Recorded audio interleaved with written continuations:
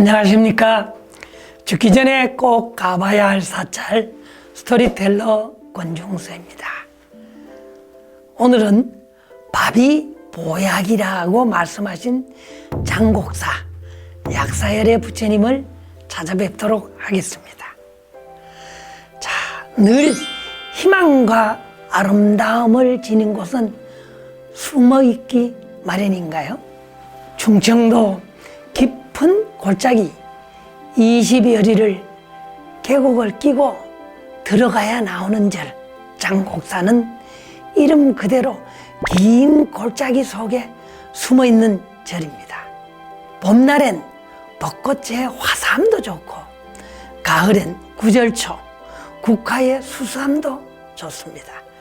칠갑산 깊은 골짜기를 굽이굽이 찾아들면 청양 장곡사가 나옵니다. 먹고 사는 문제의 중요성을 일깨워주는 사찰이 바로 장곡사입니다. 왜냐고요? 장곡사 부처님은 커다란 밥그릇을 들고 계시기 때문입니다. 자, 깊은 산 초가지 바위에 울음을 멈추게 한 곶감은 문밖 대돌 아래서 기다리던 호랑이를 무서움에 떨게 한 그런 골이 바로 청양이죠. 그래서 호랑이보다 더 무서운 것이 곶감이라고 합니다. 역시 호랑이보다 더 무서운 것은 먹고 사는 문제이죠. 장곡사를 창건한 스님은 신라말 가지산문을 일으킨 보조 최증선사입니다. 최증스님은 837년부터 840년까지 4년간 중국을 두루 다니며 선지식을 찾아서 법을 구해서 고향인 공주로 돌아와서 교화를 시작하셨다고 합니다. 보림사 보조선사 장성탑비에서 이렇게 기록을 하셨죠. 이때 그 마곡사 인근의 마을에 장곡사가 있어서 그때 창건을 하신 것으로 여겨집니다. 또한 1407년 조선 태종 왕이 산수 좋은 곳에 대가람인 장곡사를 택하여 왕실의 복을 구하는 자복사로 삼기도 했습니다. 이 깊은 골짜기에는 보물이 많이 숨겨져 있죠. 국보가 2점, 보물이 넉 점이나 있습니다. 자, 우리가 이제 허름하게 보인다 그러지만은 아주 보물이 많은 것이죠. 장곡사는 빈궁한 외아들을 반기는 법화경에서의 아버지처럼 옛 모습 그대로 간직하고 있어서 참 좋습니다. 장곡사는 상대운전, 하대웅전 두 곳에 다 편액이 대웅전이라고 되어 있습니다. 그 가운데 아래쪽에 있는 하대웅전이 장곡사의 금당입니다. 여기는 보물 181호로 지정된 하대웅전이 건물이 있고 또 그 내부에는 요즘 말로 하면 몸짱, 얼짱으로 뛰어난 외모를 자랑하는 약사열애께서 바루를 들고 중생들의 질병과 먹고 사는 문제를 해결해 주셨습니다. 약사열애도 중생의 병고를 살피시는 큰 영웅이시니까 대웅전이라고 해도 무방하죠.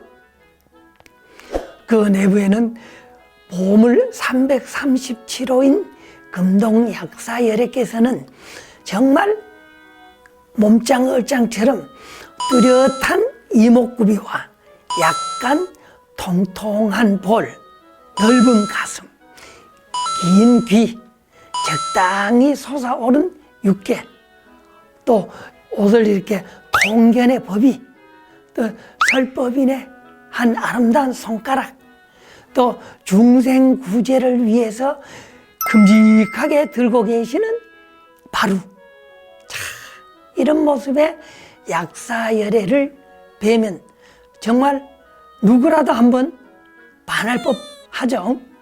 자, 이처럼 중생들의 눈길을 한 번에 휘어잡는 약사열애는 어떤 분일까요? 온갖 중생의 병고를 없애고 모든 가난과 재난을 제거하여 중생들에게 이익을 주는 부처님입니다. 오른손은 설법인을 하고 왼손에는 약그릇을 들고 있어 다른 부처님과는 구별이 됩니다.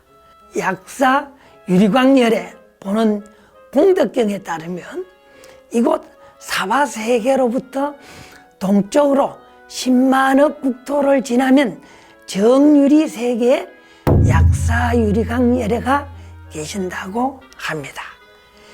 이 부처님께서는 보살도를 행할 때 12가지 큰 서원을 세워서 중생들을 보살폈습니다. 그래서 결국은 부처님이 되셨죠. 모든 중생들이 구하는 바를 다 얻게 해주셨죠.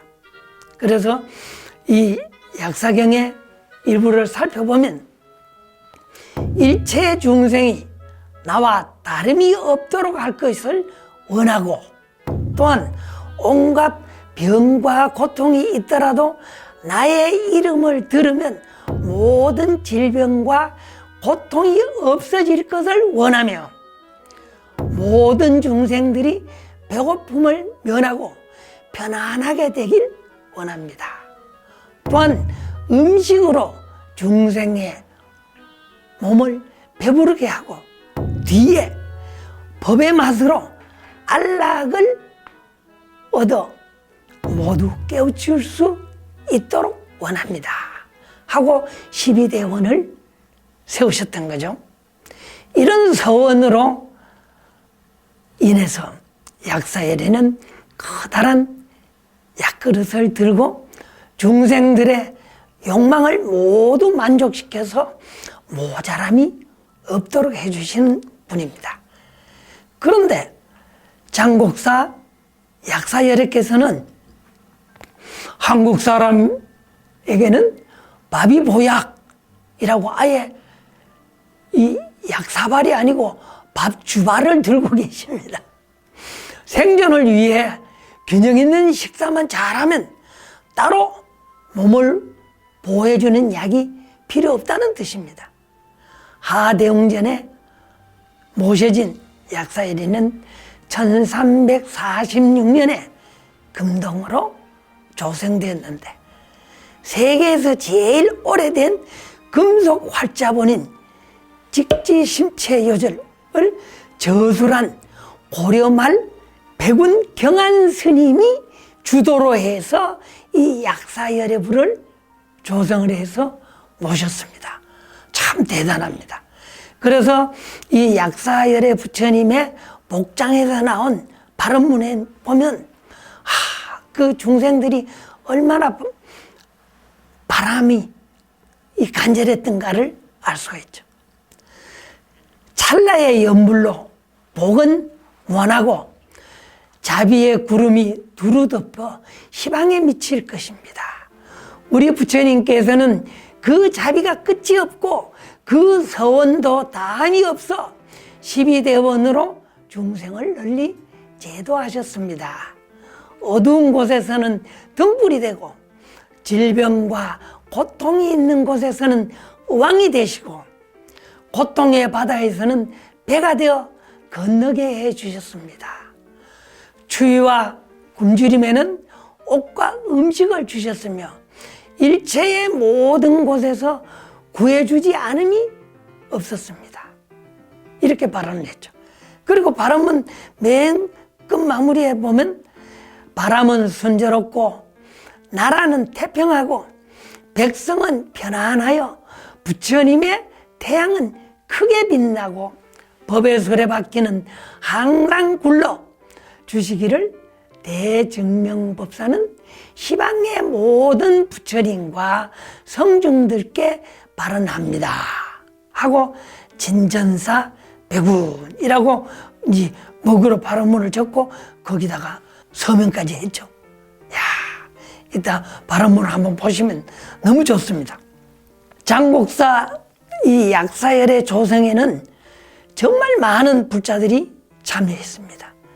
1078명이라는 불자가 참여를 해서 그 중에 3분의 1은 상층계 부자들이고 나머지는 다 평민과 노비까지 다양한 사람들이 참여를 해서 이 약사부를 모시고 찬탄 발언을 해서 자기가 서명까지 본래 자기 글씨로 묵서로 썼습니다. 그래서 이 발언문은 홍색 비단에 이 너비는 48cm고 길이가 얼마만큼 기냐 10m 58cm나 되는 고려 최대 규모의 발언일 뿐만 아니라 특히 백운경한 스님이 이 발언문을 직접 쓰고 장곡사 약사열의 복장에 친히 모셔서 전진사 백운이라는 이름까지 적혀 있습니다. 또한 부처님의 조성에는 녹색 비단, 황색 비단, 또 금박을 찍은 천에는 연꽃, 물고기, 또 새가 그려진 흰 비단 등 당대 최고급의 비단 조각에 자신의 이름과 발언 내용을 적어서 그 10m나 넘는 발언문에다 더 씌워서 그 위에 바늘로 꿰매놨습니다. 또 무병장수와 국태민안을 바라는 고려인들의 염원을 느끼실 수 있습니다. 자, 어떻습니까? 고려 사람들의 불심이 정말 대단하였죠. 발언문만 봐도 장곡사 약사열의 가피력이 느껴집니다.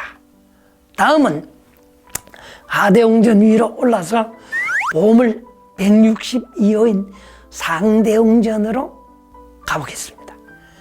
또 이 정각 내부에는 비로자나불, 약사열애불, 아미타불을 이 세 분을 모셨는데 정말 이 세 분의 부처님들은 얼굴이 오밀조밀한 얼굴이나 또 오른쪽 어깨를 낸 편단 우견한 옷모양 등 이 세 부처님은 정말 한형제, 삼형제가처럼 똑같이 닮았습니다. 그러나 앉아 계신 대자는 각각 달라서 고개가 이거 왜 이러시지 하고 가우뚱거리기도 하죠. 또 중앙에는 10세기에 조성된 보물 174호인 철조 비로자나불을 좁은 석조대자에 이렇게 모시게 됐습니다. 뒤에는 불꽃무늬로 화려하게 조각된 나무 광배가 있습니다. 장곡사 비로자나 부처님은 위엄서린 거룩한 모습이 아니라 어떻게 보면 오밀조밀해서 우리와 같은 평범한 얼굴입니다. 또 직원인을 한 비로자나불의 손모습은 중생과 부처가 다르지 않음을 직접 얼굴과 손모습으로 보여주고 있어서 법신불의 모습을 느낄 수가 있습니다. 석조대자는 원래 석등이었는데 그 위에 불을 켜는 부분은 어디 가서 사라져 버리고 그 위에 이제 부처님이 앉아 계시죠. 그래서 아름다운 연꽃에 이제 부처님이 앉아 계시지만은 어떻게 옆에서 탁 보면 지금 막 피어오른 연못 속에서 쭉 솟아오른 연꽃 속에 부처님이 턱 이렇게 나타나신 것 같아서 상당히 좀 특이한 모습입니다. 뒤에 보주 나무 강배는 조선시대 그 부처님의 이 몸에 맞게 조각을 해서 두광과 신광을 연꽃무늬로 또 바깥 광배는 타오르는 불꽃무늬로 조각을 해서 부처님에 대한 예경을 나타내고 있습니다. 또 우리가 바라보아 우측에는 아주 당당하고 화려한 국보 58호인 석조 사각대자에 철조 약사열의 부처님이 앉아 계십니다. 그럼 결국은 장곡사는 약사열의 불이 두 분이 계시는 거죠. 9세기 후반에 만들어진 이 부처님에는 왼손에 약합을 들고 또 그 오른손에는 어깨를 드러낸 오른쪽 이 변단, 우견, 법의와 강배 이런 중앙의 비로자나불과 손의 모습만 다를 뿐 나머지는 거의 유사합니다. 그러나 여기서 이 부처님보다 아주 국보로 쳐진 이유가 직사각형의 대자가 전국에서는 제일 멋들어진 부처님이 앉는 대자죠. 그래서 직사각형의 밑에 큰 돌 위에다가 둥근 기둥을 파서 위로 올려서 거기에 집을 지어서 보게를 달았던 것입니다. 그런 모습이 지금도 남아있고 또 지대석 위에는 아래로 핀 연꽃, 복년이라 그러죠. 이 화려하게 조각이 되어 있고 연꽃이 위로 향한 사각 모퉁이, 악년에는 부처님이 금방 이 자리에 오신 것을 나타내는 신령스러운 기운이 화려하게 그 사각 옆 밑에 이렇게 피어오르고 있어서 이 대자의 아름다움을 극대화시키고 있습니다. 그 위에는 4단의 단을 쌓고 또 연기창이 새겨진 사각 중대석을 세워 올리고 그 위에 연꽃이 아주 아름답게 핀 위에 부처님이 앉아 계시죠. 이처럼 신라인들은 부처님이 앉으시는 자리까지 지극정성을 다했습니다. 또 광배 또한 멋지게 조선시대에 나무로 조각을 해서 불꽃광배를 나타내고 있습니다. 또한 바라보아서 좌측에는 진흙으로 조생된 아미타 부처님이 하품 중생인의 손의 모습으로 중생들에게 법을 설하고 계십니다. 앉아 계신 대자는 석탑의 몸돌과 지붕돌을 거꾸로 놓고 받치고 있어서 그 위에 그 장명 등의 하대에 사용한 부재를 또 부처님이 앉는 자리로 또 올려놨습니다. 정말 이것저것 끌어도 모아서 부처님이 앉는 자리를 만들었죠. 그게 없는 집 살림을 보는 듯해서 이 앉아 계신 아미타 부처님께 좀 죄송한 생각이 들었습니다. 이렇듯 상대운전은 비로자나 삼신부를 모신 정각으로 일반적으로는 대적광전, 비로전 이렇게 이제 부릅니다만은 그렇다고 여기서 대웅전이라고 해서 또 잘못된 것이 아니죠. 법신불은 화신인 서가모니 부처님과 같은 분이기 때문에 대웅전이라는 편액을 걸어두었던 것으로 여겨집니다. 자, 상대웅전은 이것저것 끌어다 모아 완성된 대자를 부처님들이 앉아 계시죠. 그래서 없는 집 살림이 중생들은 걱정이 됩니다만 부처님께서는 거친 세상을 살아가는 중생들이 아이고 참 고생이 많다 하고 우리를 위로해 주십니다. 자, 중생이 부처님임을 깨닫게 해주는 상대웅전 부처님께 이제 예경을 하고 나와서 밖으로 나오면 푸른 산 속에 몸을 숨긴 그 하대웅전의 정각과 설선당 이런 모습들이 정말 아름답습니다.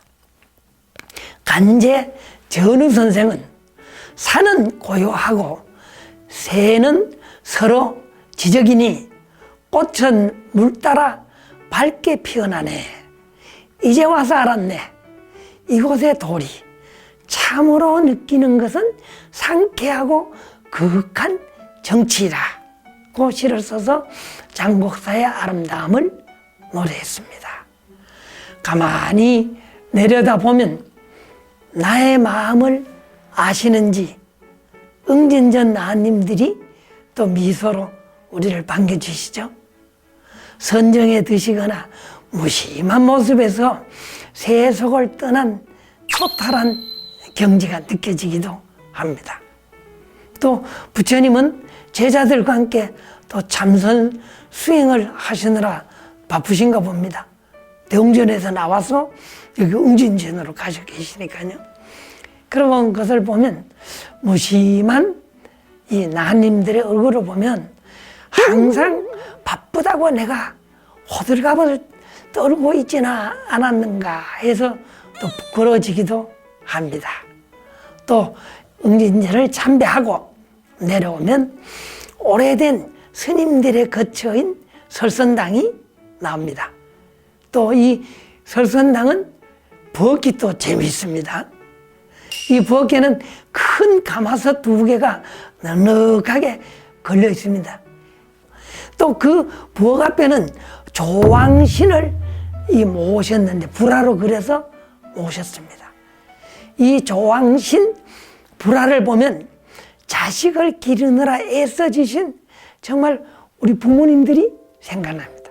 가운데는 부엌을 지키는 신인 조왕 대신이 도포를 입고 진영관이라는 관을 머리에 쓰고 의자에 앉아서 곡식 출락 장부를 무릎에 놓고 수염을 이렇게 만지면서 오늘은 얼마만큼 지출이 되었는지 제대로 되었는지를 이제 판단을 하고 계시고 알아보아서 우측이 머리에는 절상근을 쓰고 갑옷을 입고 창을 잡고 서 있는 좌보처 담시 역사가 있습니다.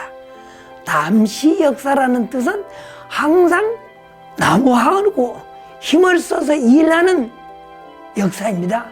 결국 나무하고 돈 바깥에 나가 돈 벌어 가고 애를 쓰는 우리들의 아버지의 모습이죠. 그리고 또 넓은 옷소매 속에 머리에는 건객의 꽃구슬을 단 우보처 조식 취모가 있습니다. 이 조식 취모는 불을 떼서 음식을 만드는 어머니라는 의미죠. 그래서 우리들의 어머니를 나타내고 있습니다. 자식들을 위해서 항상 나무하고 밥 짓던 부모님이 조왕신이었던 것을 예전엔 미처 몰랐습니다.